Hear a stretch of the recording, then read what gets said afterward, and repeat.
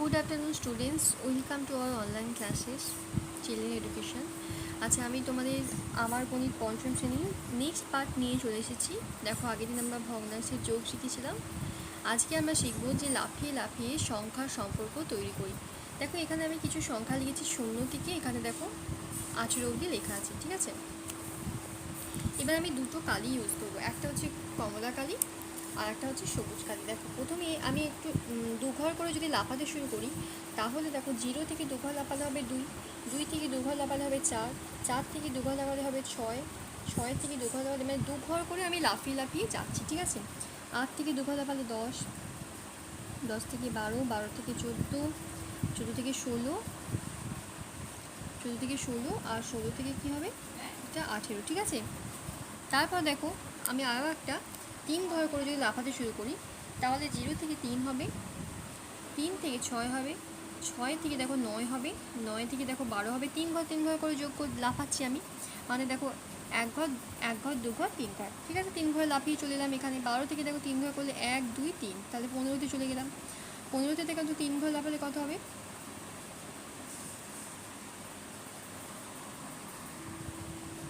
15 থেকে 3 ঘর লাফালে দেখো 1 2 3, এটাও তাহলে 18 হচ্ছে, ঠিক আছে।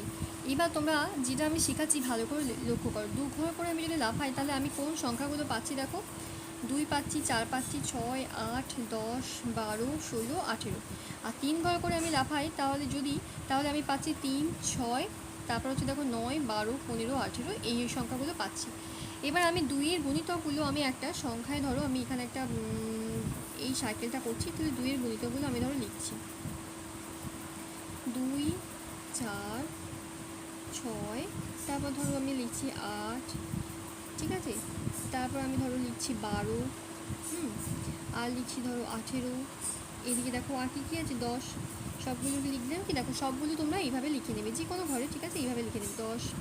আর দেখো 12 লিখেছি, 16টা লেখা হলে 16 লিখে নিচ্ছি। আর এইদিকে দেখো, এইদিকেও আমি সংখ্যাগুলো লিখবো, 3 এর গুণিতকগুলো, ঠিক আছে। দেখো 3 এর গুণিতক, এর মধ্যে তিনটে আমি কমন পাচ্ছি। দেখো এখানেও 6 এখানেও 6, তাহলে এই 6টা আছে। এখানেও দেখো 9 আছে, এখানে দেখো 12 আছে, এখানে দেখো 12 আছে, আর একটা দেখো এখানে 18। তাহলে আমি কি করব, এই যে আমি একটা সার্কেল আঁকবো, সেটাকে আমি এই বরাবর নেবো, ঠিক আছে। এই সার্কেলটা আমি এরকম করে নিলাম। দেখো তাহলে আমি দেখতে পাচ্ছি এখানে যে আমি সাইকেলটা আঁকছি, এখানে 3 এর গুণিতক দেখো 6 12 18, তিনটে লেখা হয়ে গেছে, মানে 6 12 18। এই তিনটে তো লেখা অলরেডি আমার হয়েই গেছে। এগুলো বাদ দিয়ে আমি বাকিগুলো ধরো লিখছি 3 9, তারপর ধরো 15 আর হচ্ছে 18। তাহলে আমরা দেখতে পাচ্ছি, দেখো আমরা কি দেখতে পাচ্ছি, এই যে সংখ্যাটা, এই যে জোনটা, মানে এই যে আমি মানে এই ছবিটা আঁকলাম, এর মধ্যে যে সংখ্যাগুলো পড়ছে সেইটা দেখো দুটোর মধ্যেই কিন্তু কমন।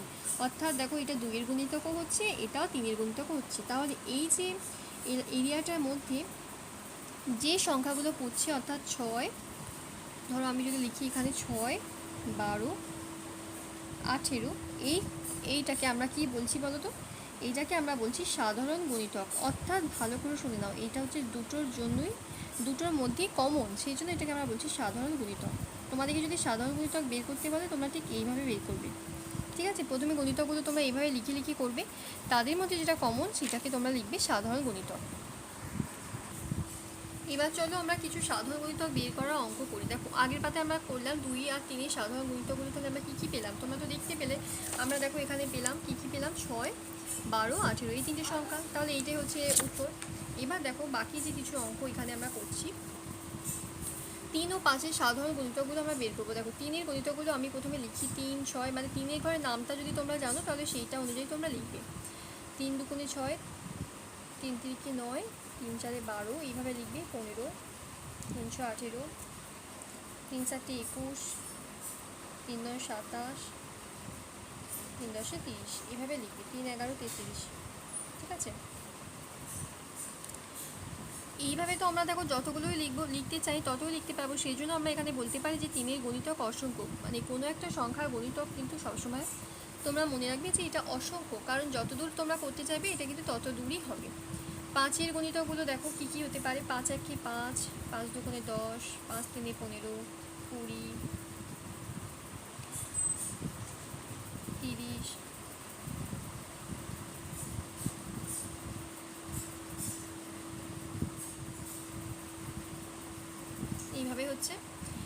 5-এর গুণিতক তাহলে কী হবে এখানে অসংখ্য, এরও তো অসংখ্য গুণিতক। দেখো এখানে যতদূর পর্যন্ত আমি করতে চাই ততদূর করতে পারবে। ধরো 5 11 55, 5 12 60, এইভাবে তুমি করতে পারবে মানে যতদূর সম্ভব।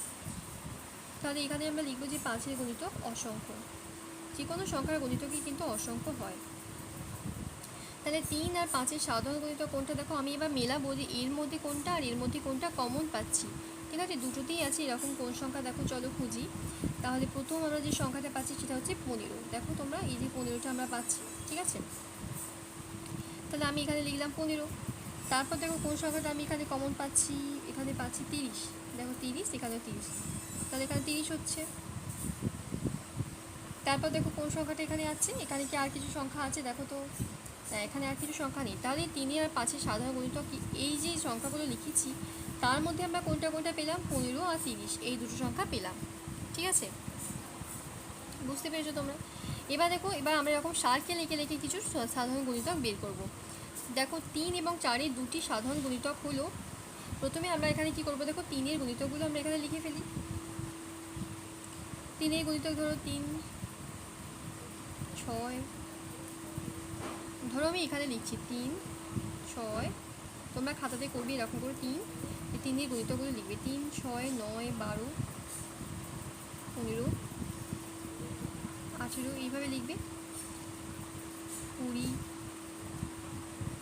না 20 নয়, এটা তো ভুল হলো। দেখো এখানে 3 5 15 318। দেখো আর একটা কি আমরা করতে পারি, 3 7 21, এখানে জায়গা হচ্ছে না, ছোটো ছোটো করে লিখছি।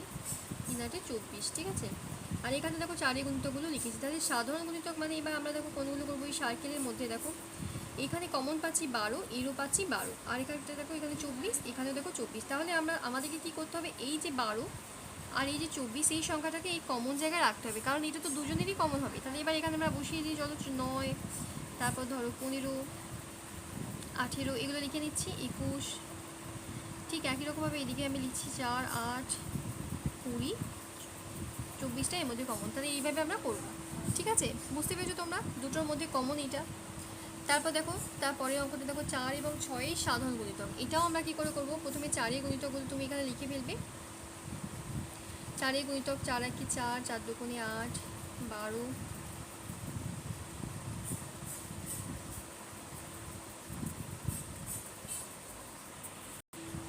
দেখো 4-এর গুণিতকগুলো আমরা লিখে নিয়েছি। 4 8 12 15 20 24 28, একই রকমভাবে 6-এরগুলোও দেখো আমরা লিখে নিয়েছি।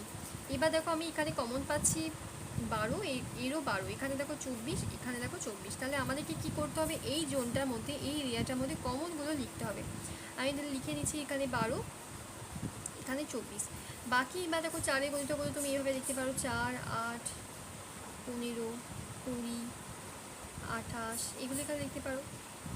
আর এদিকে এখানে 6-এর গুণিতকগুলো দেখো, 6 18 24, এগুলো এখানে লিখবে না। 24টা এখানে তো লিখেছো, তাহলে 24টা এখানে হবে না। দেখো 24টা তাহলে এখানে হবে। তাহলে আমরা এইভাবে করবো। ঠিক আছে, এবার দেখো এই 10 আর 15 দুটি সাধারণ গুণিতক লিখতে বলেছে, সেটা আমি তোমাদেরকে খাতায় করে দেখাচ্ছি। চলো দেখো 10 আর 15 সাধারণ গুণিতক করতে বলেছে এরকম বৃত্ত এঁকে। আমরা প্রথমে কী করবো, 10-এর গুণিতকগুলো আমরা লিখবো। 10 1 10 20 30,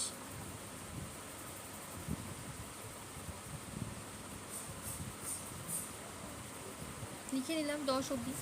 আবার এখানে দেখো 15-গুলো লিখবো।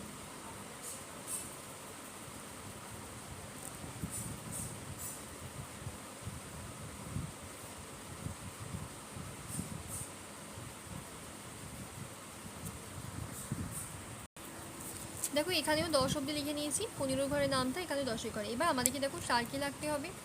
আমি ধরো এখানে একটা 10-এর গুণিতকগুলোকে আমি এটা অরেঞ্জ সার্কেল দিয়ে বোঝাচ্ছি, আর ধরো